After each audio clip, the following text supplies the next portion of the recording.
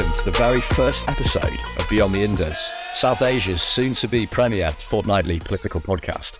First things first, it's only fair that we introduce ourselves. My name's Tushar Shetty, and I'm an economist in training at HGW Berlin and host of the Cox Populi Show on Cox Radio, broadcast on Alex Berlin Terrestrial and around the world at thfradio.de. And I'm Joe Wallen. I've been the South Asia correspondent for the Daily Telegraph newspaper for 4 years, working across India, Afghanistan, Pakistan, Bangladesh, and Sri Lanka. From sedition charges to Sandys, I've certainly seen it all. And like all good partnerships, this one began with a festive night out on Christmas Eve in Bombay. I spotted Joe from across the room, walked up to him, looked into his big, beautiful Caucasian eyes, and we spent the entire night talking about geopolitics. Yes, I mean, my Bollywood career was definitely put on hold for us to discuss in detail the macroeconomic breakdown of the Sri Lankan economy. And so trust us, we are a blast at any party. Now, we thought there was a real gap in the market to discuss the key issues and topics in South Asia over a podcast, for both an audience in the region itself and then further afield. And South Asia is a really interesting region. It's a land that produced things like Buddhism and yoga, but it also has two nuclear-powered rivals facing off against each other, as well as the world's longest-running communist insurgency. You have the world's fastest-growing economies side by side with the largest concentration of poverty in the world. And untangling this quagmire of cultures, history, economics, and geopolitics is difficult, even for South Asians. Now, there are an increasing number of South Asia watchers globally, and the region has never been so politically and economically important, certainly in recent history. And we'll hope you enjoy listening to some insight from some of the region's top thinkers, politicians, activists, journalists, and historians, and even the occasional pearl of wisdom from me and Tushar ourselves. Joe, so where do we begin? So when me and Tushar were discussing themes for this first podcast, we felt there was really only one place to start, and that was in Pakistan. The country has dominated the headlines in South Asia so far this year, but really for all the wrong reasons. Now, Islamabad is experiencing the worst economic crisis in its history. Inflation has soared to over 50%. The cost of essential foodstuffs like rice and flour have doubled since January alone. Thousands of shipping containers of life-saving medicines lay idle in the country's ports, while fuel has become an expensive luxury for many. Now, over the last week, the situation really appeared to have hit rock bottom when at least 10 people tragically died at food aid distribution sites during stampedes. And Pakistan's political climate is unfortunately anything but stable. The country's current Prime Minister, Shehbaz Sharif, is locked in a bitter power struggle with a man described as the enfant terrible of Pakistani politics, a cricket star who led Pakistan's national team to glory, a reformed playboy turned Islamic politician, and an occasional patron of black magic, former Prime Minister Imran Khan. Despite Khan's good looks, his apparent popularity with the Pakistani public, and his dabbling into the dark arts, none of this could prevent him from being deposed from power on April 5th, 2022. And today, the country's all-powerful military and intelligence services who facilitated this overthrow appear to be ready to do anything to stop him returning to power. And if this wasn't enough, the Taliban, an insurgent group with links to the Afghan Taliban, have broken their ceasefire with the Pakistani government and are launching attacks at whim across the country. So how did Pakistan, the world's fifth most populous country, a nation that is nuclear armed and borders both India and China, get to this point of polycrisis? So we're very fortunate this week to have been joined by Dr Miftah Ismail, one of Pakistan's leading economists. Twice Pakistan's finance minister as recently as 2022, as well as the former chairman of the Pakistan Board of Investment and an economist with the International Monetary Fund. Few Pakistanis are as well placed as Dr Ismail to shine some light on the country's current economic woes. So welcome to Beyond the Indus, Dr Ismail. First, I should offer a hearty Ramadan Mubarak. I mean, what's your plans for the festival period this year? Well, thank you so much for bringing me on your podcast. The Eid is like a family affair as always, and I intend to spend it with my family. So in the 1960s, Pakistan was actually one of the better performing economies in Asia. So what did it get right then, and what is it getting so wrong now? So I think up until 1990s, we were doing reasonably well, to be very honest. And in South Asia and elsewhere in the developing world, especially in a country like Pakistan, which is a young country growing pretty fast, getting growth is never a problem. Getting growth is not that difficult. Managing growth has been a problem for Pakistan and for the countries around the world. We were doing pretty well until the 1990s, or reasonably well, I should say. Not as well as the superstars of Far East Asia, but still well. But I think that since the 1990s, we seem to have lost our way. One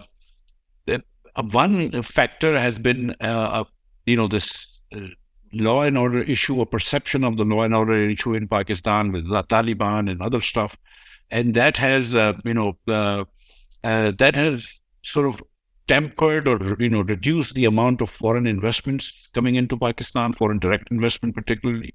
That stops the flow or slows the flow of technology transfers. And where we have got foreign investments is actually only to cater to the domestic market, like telephone companies and all that stuff. But we've not had the foreign investment, like, for instance, Samsung doing investments in Vietnam and now exporting $68 billion worth of the mobile phones out of Vietnam. That sort of investment where Nike or Adidas or companies, exporting to Nike and Adidas will invest in Pakistan, that has not happened. One, because of this law and order problem. Since 2000, we've made certain changes to 2010, we've made certain changes to our budget, which renders our federal deficits pretty high. And when you have a very high fiscal deficit, you end up having a high current account deficit. And that means that you run out of dollars, essentially. And so that is one of the reasons why, we get into this boom and bust cycles. How has the taxation system, or lack of one, played its part in the current crisis? Pakistan has actually failed really in this endeavor to substantially increase our tax base. It's been around 10, 11, 12%. And then when we restate our economy after every 10 years or so, look at the, correct GDP numbers, then it turns out that, that tax to GDP falls again because the economy expands, but the tax remains the same. Primarily because we only rely on one government, which is the federal government, to raise taxes, and we don't let either the local government raise taxes and our provinces don't collect taxes. Essentially, they're funded by grants from the federal government, and the provinces basically spend what the central government gives them, plus a little bit more now in the last few years. But since we only have one source of income with federal government, so we are not able to really tax. Then we've given certain exemptions to powerful interest groups. I mean, we don't, for instance, tax property, which is a huge thing, or land or agricultural income. And so, or even traders and retail sectors. And since the service sector has become fairly large in Pakistan, agriculture is, a reasonably large sector. So much of our tax is based on manufacturing. That actually also hampers manufacturing growth, but it also thwarts the collection of taxes. And I have this thing that unless and until we get to 15% tax to GDP and 15% exports to GDP, we'll continue to go back to the IMF every so often. Yeah, so I think the solutions are certainly out there. But as you say, the political and economic will to implement them is perhaps the greatest challenge. There is a real sense of deja vu here, right, Tushar? Yeah, it's certainly not the first time that Pakistan has found itself in dire economic straits. So, Dr. Ismail, in addition to the structural problems with the Pakistan economy, there's also this current, as it's being called, the poly crisis, these multiple things that have come together at a very inopportune moment. And this does seem to be extremely severe, even looking into Pakistan history. But Pakistan has also been to the IMF 21 times before this, either for a loan or a bailout. So could you explain Pakistan's history with the IMF, and also what makes this particular crisis so much more severe than the ones before? Okay, if we start with the current crisis, the poly crisis as it's now being called. So, I mean, the Russian-Ukraine war, which has sent oil prices and especially LNG prices or gas prices, to the sky, has really hampered Pakistan, because we now depend a lot on those imports of both petroleum products as well as LNG, and so that really, given that we had an inefficient power sector, we had reasonably good generation but very bad transmission and distribution and very bad tax collection, and these are all government departments, and so that has really devastated our power sector economy and has increased our the tariffs, power tariffs, so much so that, if you are a shopkeeper and you just set up a solar power panel during the daytime, you'll save, a lot more money than the grid power, which how it should not be, but it is. And then of course the prices of all commodities have gone up, inflation has gone up, interest has gone up, and Pakistan, which is a large borrower of both dollars and rupees, has seen, inflation go up and interest rates go up, and that has really been devastating for our government finances. So that was the other thing. And then, the European countries going into some sort of a recession, the American, large American retailers cutting down on inventories after the freights have gone down. That has also had a bad impact on our exporters. So, really, it has been a perfect storm in terms of the economic fundamentals. Then we've had our political changes here. We changed the government once through a no-confidence movement, but then there was a lot of political, agitation since then. So that's really not helped. And then we, the last 2 years, have gone off our IMF program 3 times. And now, because of political concentration. But then if you look back, 21 times, only once from 2013 to 2016, were we able to actually finish an IMF program. Otherwise, no Pakistani political government or even a military government has been stable enough or powerful enough or intelligent enough, perhaps, to be able to, carry through the program. There's people are always looking behind their shoulders. There's always some political event going on, and it's policymakers have always found it expedient to, then give up the program. And unless and until you continue to do the right thing, unless and until you let the rupee go in the market and be at the price which is determined by supply and demand, unless and until you take care of your domestic finances, unless and until you increase your tax base and tax collection, you will continue to have these problems, and which is why we have to go to a lender of last resort. So the war in Ukraine has been devastating right across the region. We've seen surging inflation in India, Bangladesh and Sri Lanka also approaching the IMF. Many countries in the region have long been fuel and food importers. But how are the citizens of Pakistan now paying the price? So there are several aspects to it. We had, I think, last week, week on week, year-on-year inflation for the week period of about 40% or 30% overall inflation, food inflation, 40%. And Pakistan is normally a low inflation country. We normally have 7-8% inflation, not more than that, or maybe 9% inflation, not more than that. And food inflation is normally lower than that. And rural inflation is normally lower. Now things have, gone on their head, and, our food inflation is actually higher than your other inflation. But about 3/4 of the food that we consume is actually produced locally. So one of the things that's happened is that as food prices have gone up, farm incomes have also gone up. So that's why you don't see so much devastation. Otherwise, you would think that in a country there already, and depending on how you measure poverty, but, in, let's say 75 or million people were in poverty out of 230 million people, and this is a bigger, more liberal estimate of poverty. Of course, and even if you look at $1 a day, there were so many millions, living in that poverty.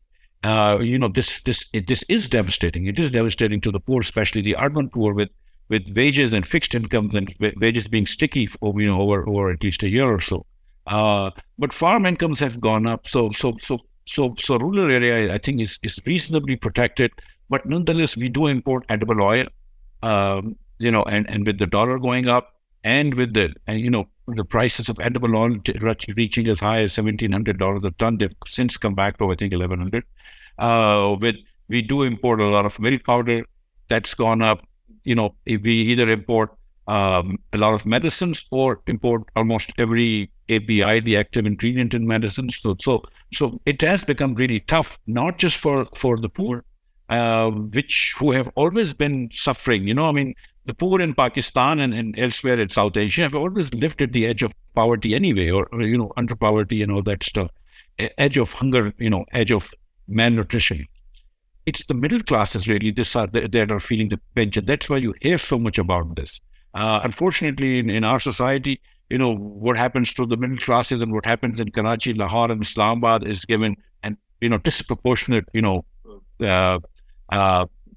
attention on the media and elsewhere, and it's probably true of all countries, I suppose. But now you see that middle classes are suffering, and that's why it's so much of the talk of the talk in the country.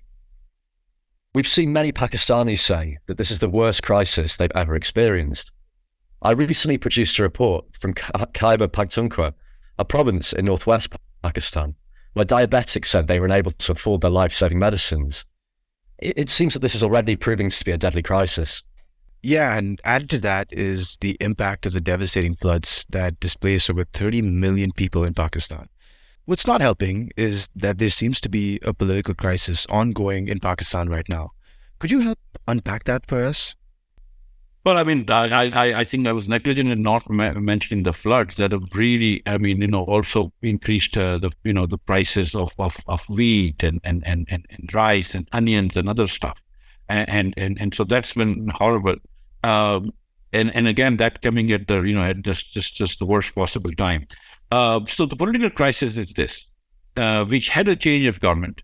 The outgoing PTI government has come up with all sorts of narratives about how this was an American conspiracy, and then now how this was the conspiracy by a foreign army chief, and this and that, and all of that stuff. What's made the crisis worse is that it was only 1 year left, and now this is an election year. And in the terms of the terms of the parliament expire in August, so we will have to have an elections by October. So whether you're doing an IMF agreement or whether you want, donations from or help from the friendly countries, deposits and all that, nobody knows who's going to be in power in October after the elections, or you can't be sure, and you don't know, what happens. So there's a lot of uncertainty, and for instance, a caretaker, and we have the system of between August and October, there will be a caretaker government, a neutral caretaker government. This is going to have the elections. So that's going to also, that government will be there for 3 months, and the IMF will not want to sign a long-term 3-year agreement with that government because the government doesn't have a mandate. And right now we have in 2 provinces the caretaker government, and there's some controversy going on about elections. There's a court case right now in front of the Supreme Court.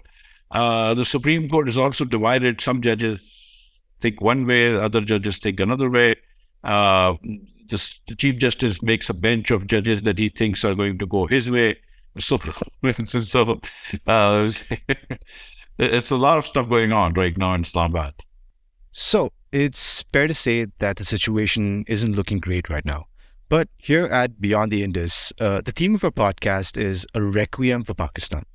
So Dr. Miftah Ismail, how does Pakistan get out of this mess? What are the necessary and politically feasible steps the country must take to extricate itself from this crisis? So, I am an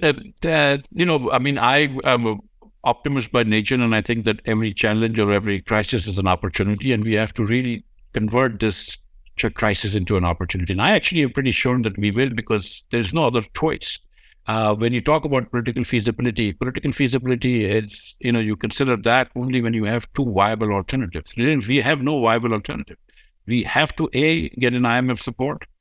We have to then, make fundamental changes to our economic structure and governance structure so that we don't get into these political and especially economic crises. We have to see how we fund our government. We'll have to, empower the provinces and the local governments to raise their own taxes. We'll have to, reduce federal deficits, which will then reduce also our current account deficit. We'll have to let the currency be. We'll have to convert our domestic manufacturing towards exports manufacturing. And all of these things we'll have to do. So we have no choice. So the equilibrium, as you talk about, either we make the fundamental choices and then we start growing like we used to in the 90s and like consistent 7-8% growth. And that's been done. India and Bangladesh do this. Vietnam has done this. And the Far Eastern countries, we had China, Taiwan, Japan, Korea. They grew by 20% over, 10% over 20 years. And if you do this for 20 years, you can, quadruple your income. And we need to do all of that. And I still think that we will be able to do it. But if you're not able to do it, then the other equilibrium is not a very savory equilibrium, and I don't even want to, consider going there. I think there is a recognition, at least, right across the political spectrum, that current conditions simply can't continue. Even Pakistan's politicians have had their perks removed. No more 5-star hotels, no business class flights, no luxury cars. We really are into unprecedented territory. But Dr. Ismail, I do want to square into one aspect of your plan there. You've repeatedly stressed the need to increase exports in order to survive Pakistan's economic fortunes. However, in the current global macroeconomic climate, that might prove to be difficult. What are some of the sectors that you believe that Pakistan could become globally competitive in? So if you look at, our competitive advantage, or competitive advantage, I mean, one of the things that we have a lot of is people, right? And then our wages are low and productivity is reasonably good. And if you look at the ladder through which all developing countries have developed, I mean, that was basically textiles, because textile, sewing T-shirts and denim jeans and all that stuff took a lot of labor, so those countries could do it more efficiently. In China and before that, Korea or Taiwan could do it much more so than, let's say, Belgium or Canada could. Then, for instance, even when you look at India, for instance, and it has huge IT exports. But IT is also, if you divide it in 2-3 types, I mean, one type is, writing software engines and high-tech software. But the other type, and which is, which for which you really needs very good skilled labor, skilled engineers. But the other type is business process outsourcing, where you're transcribing, medical, notes and answering phone banks, just answering phone calls, and manning phone banks. That's also labor-intensive work. It's labor which is not very high tech, and it's labor which is sort of English speaking and all that stuff. So we have to focus on textiles. Pakistan focuses on home textile, because we used to grow cotton, which still is very conducive to making bed sheets and home textiles, but not fine textiles. What Bangladesh did was, rather than focusing, because it had no cotton, on coarse cotton grounds, it actually tried to do what the world was asking for. We've not done that yet. We've so far done not what the world is asking for, but what we could do. But we have to sort of move towards that. Textile is still our big thing. All these knickknacks, the plastic things, the pots and pans and light engineering like fans and lamps and stuff like that. Some business process outsourcing work, which is kind of pretty big. That sort of thing is what we need to concentrate on. And obviously the biggest export we have is labor. The single biggest, even bigger than textile. I mean, we get $30 billion of remittances from our Pakistanis working in the Middle East and elsewhere. And we need to also up their skills, so that, Pakistanis who go out are not just working as drivers, but are working as electricians and vendors and making, more money there. So, I mean, I think for the foreseeable future, I still see textile, business process outsourcing, light engineering, that sort of thing. Not very high tech. We're not going to make MRI machines. We're not going to make. We're not going to be able to design semiconductors in Pakistan. But there are other things that we could do still, which the world needs. So one of the most interesting stories I think I read last year was on how Sialkot, a city in northeastern Pakistan, was producing around 70% of the world's supply of footballs, including those that were used at the Qatar World Cup. I mean, while this is a small-scale industry, it shows the country can be globally dominant in a manufacturing sector. Well, lastly, I want to delve into this initiative that we started called Reimagining Pakistan. Could you tell us what inspired you to start that initiative, and what do you hope to achieve from it? We have in this century, for instance, we've seen a few years of martial law, and then since 2008, democratic rule for the last 15 years. In that 15 years, all the major political parties, the Pakistan People's Party has governed for 5 years. Pakistan Muslim League has governed for 5, plus, this coalition 6 years. And Pakistan Tehreek-e-Insaf PTI of Imran Khan has governed for 4 years. So all have got, a shot. Plus, we've also seen a martial law period, with technocrats and all that. And the one thing you've not seen is a substantial improvement in the living standards of Pakistanis. And Pakistan, perhaps more than most countries, is a very elite-centered society. Only 2% of Pakistani children go through O levels and A levels. The 97% or 97.5% of Pakistanis, study in our what we call metric and intermediate stream, the local schooling system. But if you look at the 3 best universities in Pakistan, the Lahore University of Management Sciences, the IBA, the Institute of Business Administration, and the Al Khan Medical University, most of the students are from O levels and A levels. We have one school in Lahore, HSN College, which sometimes gives half of our Supreme Court judges. Karachi Grammar School will give half of our top professionals. And these are very. These are run like the way these were since. They've been running like this the same 200 years. 150 years. They still have a white gentleman from Britain. Being the principal of these schools and all of that stuff. This is a very Gora school, if I may use the word. And this is crazy. We are in a country with 200,000 schools. No one school should be providing half your judges or half your rich people. And if 97% of your children, go from the metric and intermediate stream, and only 2% go to, O levels, these are the kids then who go on control Pakistan, who go on, the best jobs, who go abroad, who get to go to the best Pakistani and foreign universities. That makes no sense. So, so we've left out those people. We've not educated them. We have 5.5 million new babies born every year. We don't have the resources to school them. We don't have the resources to even feed them. That's just like, the two of the largest cities of Pakistan, Rawalpindi and Faisalabad, have a population of 5.5 million. We add that every year. That's not enough. That's not good for Pakistan. We have no population planning. We have no population programs, control programs. We spend 2,000 billion rupees on education, but half of our children are not in school. The average Pakistani child fails in math and science. So there are some fundamental different things that we need to do in Pakistan. And so we feel that by changing political parties, and yes, there are partisans who would say that, oh yes, my guy will come and, this will be manna from heaven, but nothing of the sort will happen, because we've seen all political parties get a chance at governance. And unless and until we make structural changes, we empower the local governments, we devolve governments to the local level, we bring in voucher schools for, and give children vouchers, and all of those things, these things will not happen. One of the things that I think now, I am a believer in free markets, but unless and until a measure of social justice is taken, you can't ask, a driver's child, who has not had a breakfast or who's not had dinner to compete with my child. This is not going to happen. So you have to not completely level the playing the playing field, but you have to make some amends. You cannot have a sea of poverty and then expect Pakistan to grow. So we have to make positive changes in Pakistan. We have to make positive interventions to make poor people less poor, uneducated people less uneducated.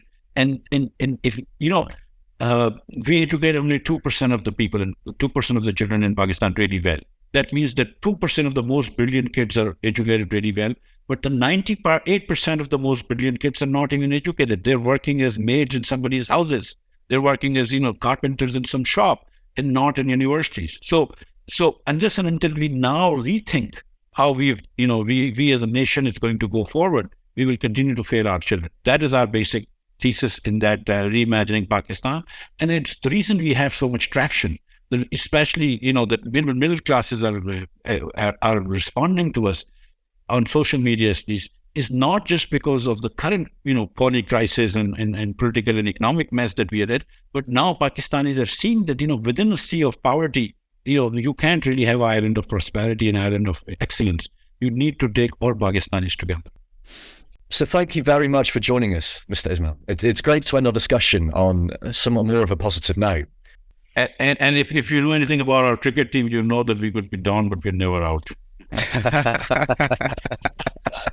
Thank you, gentlemen. Thank you. Thank you.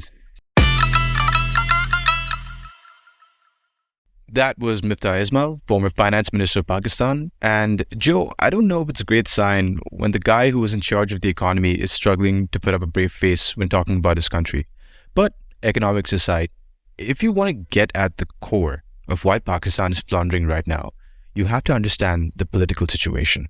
As Mr. Ismail touched on there, the country's political crisis is only hampering things. And so it's only fair for our listeners that we dive into Pakistan's political power struggle.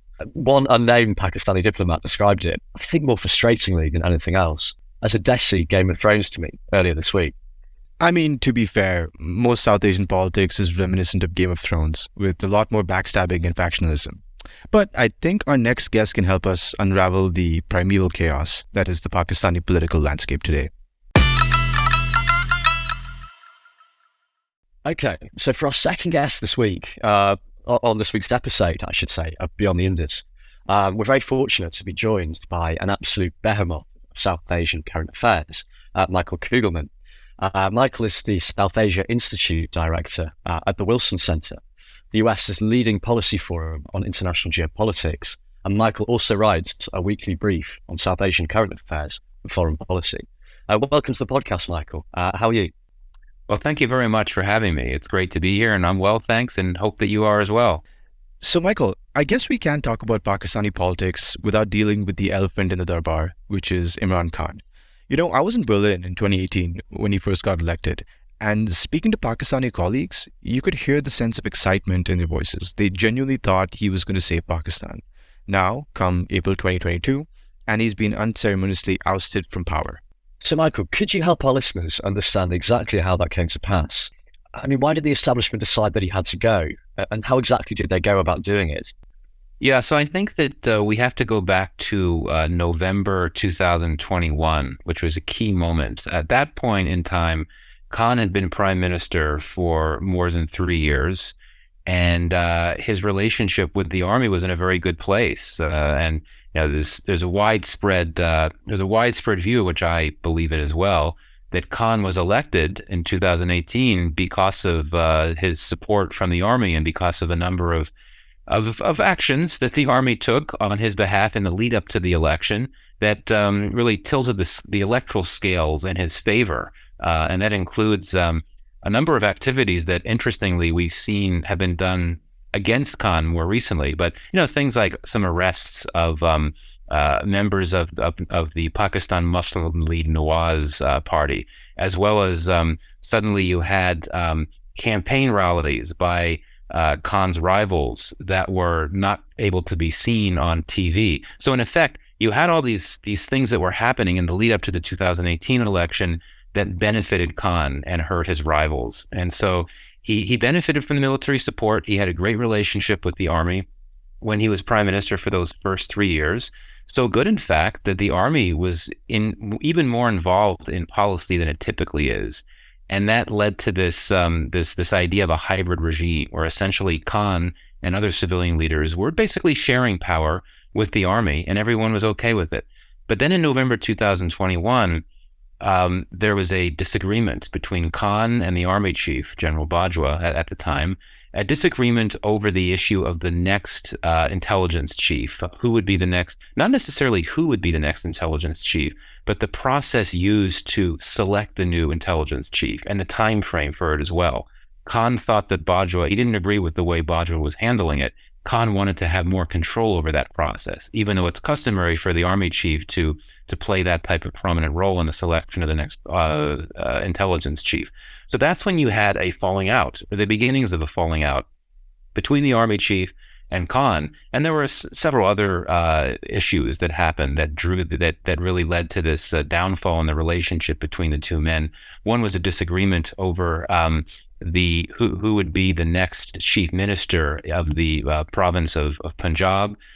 And I also believe that the military on the whole was growing increasingly concerned about Khan's increasingly sharp rhetoric against the West and the United States. The army sees the West, including the United States, as key economic partner for Pakistan. And at a moment when Pakistan's economy was starting to go downhill, that was not a good thing. So basically, because you had this falling out between Khan and Bajwa, that, I think, opened the path for what would happen in April 2022, which was this no confidence vote in Parliament, a perfectly constitutional thing to do. And Khan was the first prime minister in Pakistan's history to lose a no confidence vote.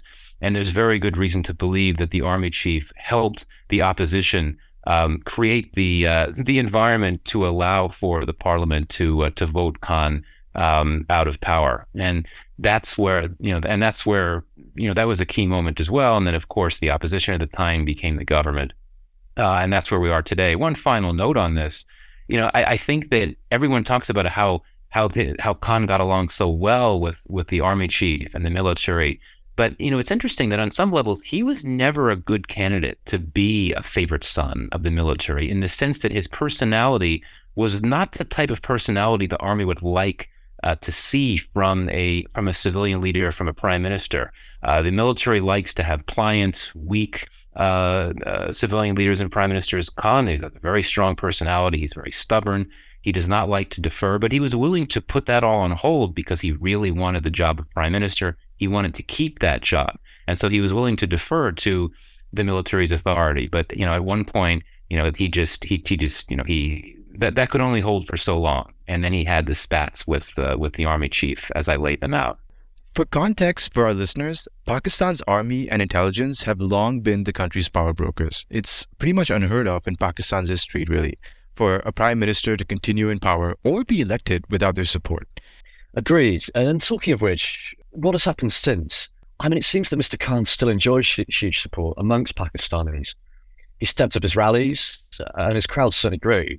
But then in November, he narrowly survived an assassination attempt, being shot 4 times in the legs. Who do you think was behind that? So, I mean, I don't know who was behind the assassination attempt. I mean, it certainly could have been the security establishment, the military, or the intelligence agencies. But I think it could have well been a some faction of the ruling coalition. I mean, the thing about Khan is that as an athlete, he united the country behind him. But ever since he became a political figure, yes, he's attracted significant levels of support, but he's also been a very divisive political figure. So he's attracted a lot of enemies. So I think there's all types of candidates. And there's also a number of analysts that have suggested that perhaps some rogue elements of the security establishment could have been behind this. Now, of course, the important thing here is that Khan himself, soon after the assassination attempt, he very specifically identified several individuals within the security establishment that he thought were behind the attack. I don't know for sure, but I think for me, what stands out is that there's so many possibilities in terms of who could have been behind that. But it really is interesting, this notion of popularity with Khan, because I think it's common for people to say, well, look, his popularity has really grown since he was ousted. In terms of looking at how he's been able to consistently mobilize such huge numbers of people for his rallies, and also looking at how his party has performed quite well in a series of local by-elections since his ouster, and the few public opinion surveys that have come out since his ouster have shown him receiving a fair amount of popular support. But let's not forget that even before that, going back a number of years, really going back to the early days of Khan as a political figure, he was able to generate pretty significant levels of public support, not anywhere near what he has now, but this is someone that was a superstar. He was a celebrity. He was a huge name. He was a revered figure across Pakistan because of his success as an athlete and leading Pakistan to the Cricket World Cup Championship in 1992. He was a hero, and he had that name recognition. So that meant that when he came out in the late 90s, he formed his party and became a political figure. He had that cachet, that name recognition, the adulation that so many Pakistanis expressed toward him as a sports star, and his pillar, anti-corruption. That was also something that captivated many people, particularly younger, middle-class, urban constituencies who were fed up with what they believed to be this deep rot within the political system. So he was able to draw on that. He wasn't able to be elected for a long time until he got the military support. But let's not forget that he did have significant levels of popular support. And I think that he's been able to build on that support since his ouster, mainly, quite frankly, because the current government, has continuously shot itself in the foot, both feet. It's performed very poorly. It's been unable to deal with this economic crisis. And I would add to that Khan's masterful ability to craft this very powerful victimization narrative. And victimization narratives always play well in Pakistani politics. He argued that he was illegitimately ousted by this effort led by the army. And at one point he was saying the U.S. government was behind this. That really, many people in Pakistan believe that, not just his supporters. So that is something that helped elevate his popularity as well. And then as many of Khan's supporters and aides have been harassed and in times arrested by this government, as this government has engaged in retributive justice, retributive politics against Khan and his aides, the assassination attempt on Khan, all of that, I think, added to his popularity, which already was considerable for some time before that. Yeah, Imran Khan really has come out all guns blazing, hasn't he? I've never seen someone in Pakistan so aggressively go after the army, intelligence services, ruling politicians, judiciary, you name it. I mean, it's a bold strategy. Yeah, not one that usually ends well. But still, as you say, Michael, it does really appear to be working with the electorate. I mean, last week, a Gallup Pakistan poll showed that Mr. Khan enjoys 62% favourable support amongst Pakistanis, compared to just 32% the incumbent, the current Prime Minister, Shehbaz Sharif. I mean, no wonder Mr. Khan is calling for early elections. But will the planned election in October even go ahead? Right, just a lot of question marks right now. I think one of the biggest question is the actual election calendar.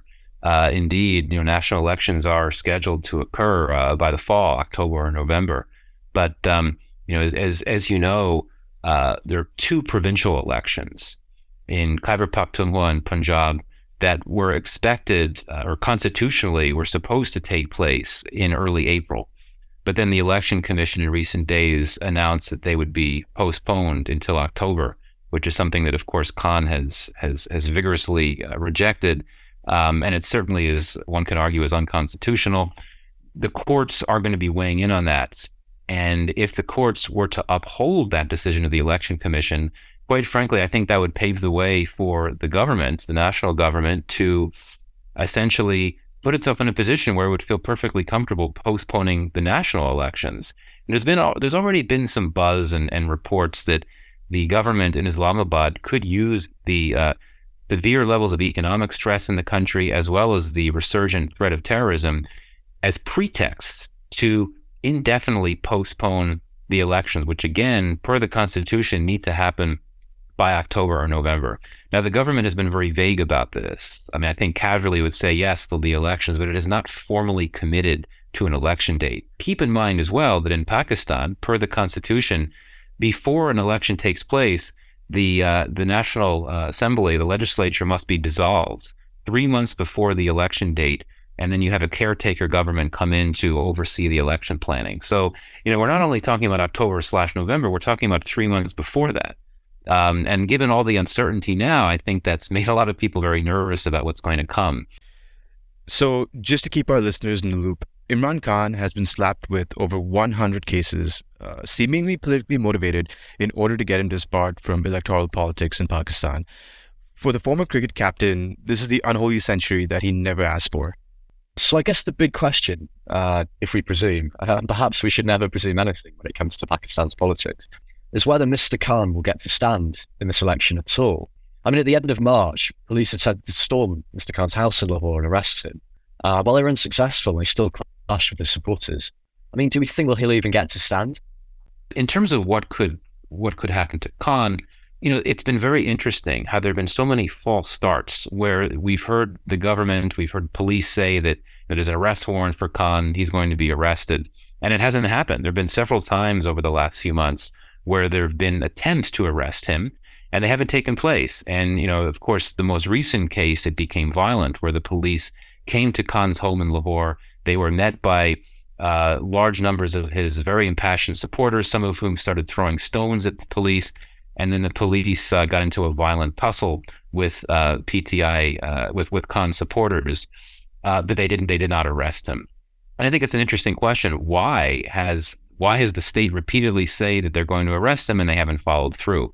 Khan's supporters would say that basically the police just get scared when they come across this large number of supporters.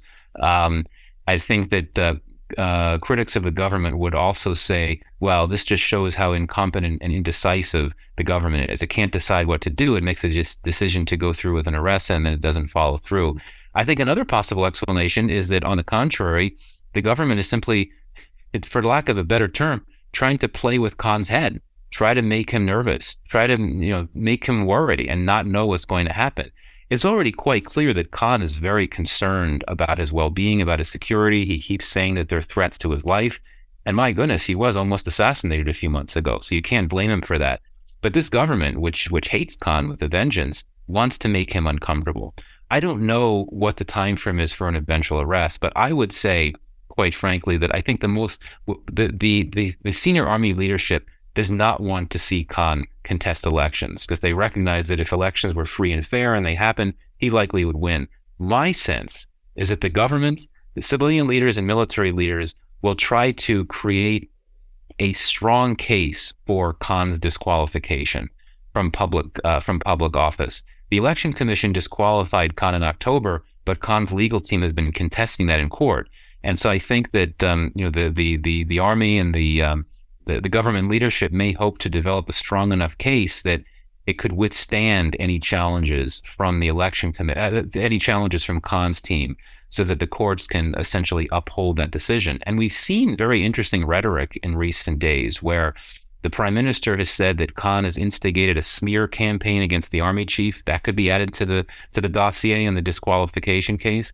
And we've also seen reports that the political leadership believes that Khan's party is a party of miscreants led by militants. So there could be efforts at play to ban the party. That would make it easier to justify a disqualification of Khan as well. So I think that's what we have to look at, the possibility of a disqualification of Khan, which, if it goes through, would mean that he would be ineligible to run in the elections whenever they happen. So what might come next, Michael? I mean, are we likely to see further unrest in Pakistan over the upcoming weeks? Could the situation even evolve into a full-on civil war as such? We've seen some fairly inflammatory comments from both sides. I mean, Rana Sanola, Pakistan's current interior minister, made some rather alarming comments at the end of March, saying that either Khan exists or we do. I mean, the situation appears to be very concerning.